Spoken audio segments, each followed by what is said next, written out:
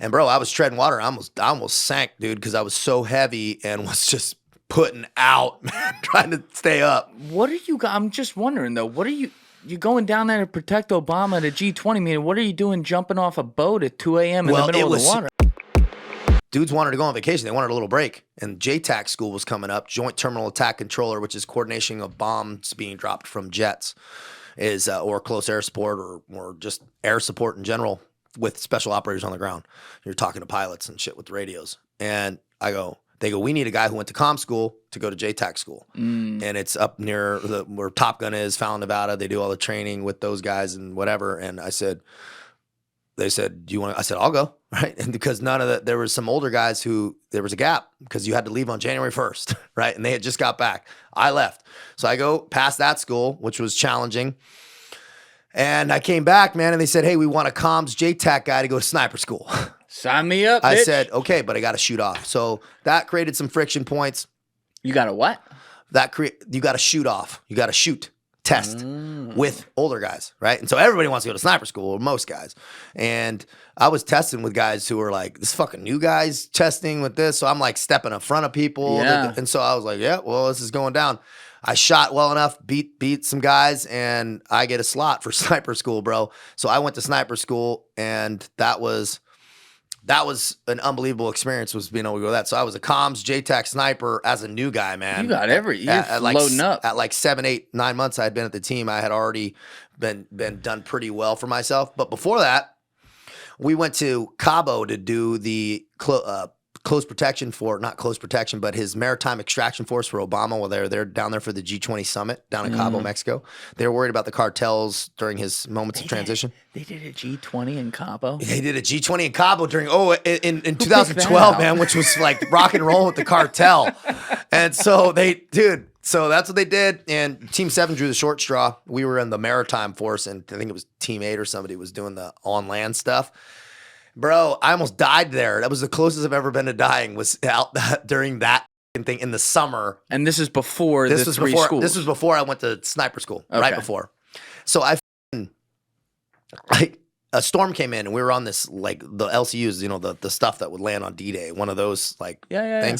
And bro, the storm came in, we're jumping. I'm jumping onto one of the boats. I'm in full kit, dude, heavy mags, body armor, helmet, night vision. It's 2:00 in the morning, 8-foot, 9-foot swells in between these boats, and I'm jumping, and I hit the side of the rib and go in the drink and treading water. My M4 is wired into my kit because I didn't want to be a new guy and lose my fucking weapon. So I was not getting rid of this thing. I had a one water wing, which I was just, this was a moment where I realized, man, it's up to you to keep yourself alive, bro. This is big boy rules. And I had been, I was got a little too lax with, oh, dude, I'll be all right. Just jump in. And bro, I was treading water. I almost sank, dude, because I was so heavy and was just putting out, man, trying to stay up. What are you? I'm just wondering though. What are you? You going down there to protect Obama at a G20 meeting? What are you doing jumping off a boat at 2 a.m. in the middle of the water? It was so. Anytime he transited, we were in full kit. On ribs, waiting, like anytime he transited, on radios, and then when he would stop, we'd get off, right? So covering the water. But it was such a bad storm that we needed to take cover in port. It was like smashing the boats up against the side. So it was actually like they had to route it up, God knows what, because we're coming into a port with all automatic weapons. So you guys, if I'm understanding this correctly, you guys are setting a perimeter from the sea. Yeah. Well, we were going to be extracting him from his mansion. He was renting, right? Extracting him if he needed it. Okay. All right. Yeah. Okay. Now we're on the same page. Beach. Off the beach. And so it was wherever he's going to be. So that was kind of what the mission set was. Coordinating air and stuff too. And so it was cool until it wasn't, and then we slept in port, hide all weapons, slept like under a fucking bridge, dude, like soaking wet. I almost just died, man.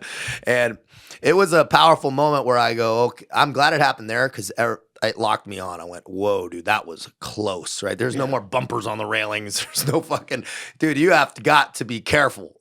It's, you don't get ready, you stay ready. Yeah. That was the moment where I went, dude, I got to stay fucking ready, man, because it's always when you don't see it coming. I did not see that coming, bro. And it was, it was an eye-opening experience, but I'm glad I went through it. And the guys you were with are all these guys who were off the 11-month tour in Afghanistan. Some of those guys. Yeah, some of those guys were. Did any of your buddies you graduated buds with join you on Team 7? Yeah, 5. Okay, 5 so or 6. those guys are with you too? Not at this little op. I was one of the only new guys. There was one other new guy picked for this particular thing just because of our qualifications. And because we get disseminated out. Like most, 1, 2 new guys. So we're kind of spread out. And this was just our particular troop. A couple guys got picked. And so you finish this job, you live, thank God. Yeah. And you go back and you do sniper school. Yeah. Where is that again? Atterbury, Indiana is where it was. It was at What's that like? What are you doing? Bro, that was a fucking awesome. I was actually thinking about it today before we got on here is how cool of an experience that was. Not even just for the shooting and stuff, the stalking and all that stuff, which really I love. But man, going to partying with at the bars with the dudes and the strip clubs and but training hard and partying hard. It was an unbelievable experience. What was good about sniper school? The strip clubs were amazing. No, dude, it was cool, man. Because looking back, there's just those periods of life where you just can't recreate. I'm new guy, so I'm having to fucking fight guys sometimes, bro, because I'm driving sober on a couple nights and fucking animals in the back seat, bro, doing van fights, and I'm trying to keep this van on the road, bro. And then I had another new guy partner, and he was just kind of a little bit more not fragile, but he couldn't stay up all night, sober and then and perform. So I was like, bro, I'll take your shift, and it was just because I needed him to be on point because he was calling wind. Oh, and you're doing the shoot. And like I could actually do some stuff, like a little tired, but he was like get a little bit more frazzled. But bro, it was powerful. Had you grown up shooting at all?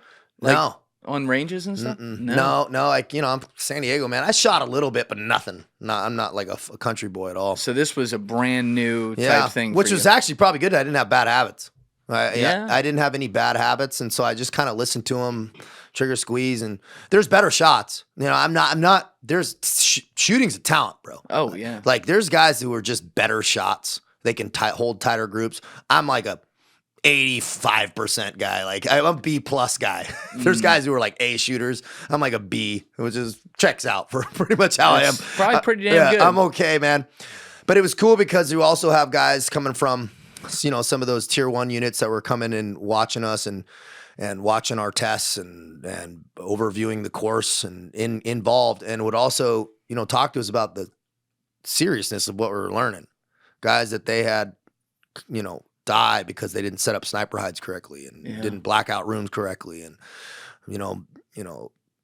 having their glass not is reflecting and they're not paying attention to these small things. And dudes in tears, bro, telling us stories, bro. Like, that's what's going through these, reflecting back on some of those moments are powerful. You got grown men, crying, telling you a story about the importance of what the fuck you're learning, dude. It's really, there's very few things that you go through in life where you recreate those moments. So I was really grateful to have gone through that experience and, come back. It wasn't really my bread and butter in the teams because I was more in the JTAC world, but I had that qualification. So and if you got called in, you could do it. Yeah. So it was cool to have. And that's something, but that's a skill you got to constantly, you got to water the flower of that. Yeah, you do. Yeah, you do. You lose it for sure. It's you use it or you lose it. Yeah, I just had Danny Hall in here, who was like a legendary. I mean, he was a lot of things, but he was a legendary sniper among other things with the Green Berets and the Special Forces in general for a lot of years. And it's crazy when this motherfucker would start. Like sitting right in your seat right there, start explaining the process of this during different missions throughout the whole. We did 2 episodes. It was like 6 hours. But like when he would start to do it and he would like turn towards this camera and do the gun movement, I could see right here that he had left the room while he's explaining this. And he's there. He's feeling the metal. He's seeing the shot, describing the wind. And I'm like, my OCD mind's thinking of all the details that go into this. And I'm like, thank God I'm not the one doing this because there is so much that can, especially the farther away you get, the number of things that can go wrong. It's insane. Thank you for watching the video, guys. If you haven't already subscribed, please smash that subscribe button and check out this clip's full podcast episode by clicking here or in the description below.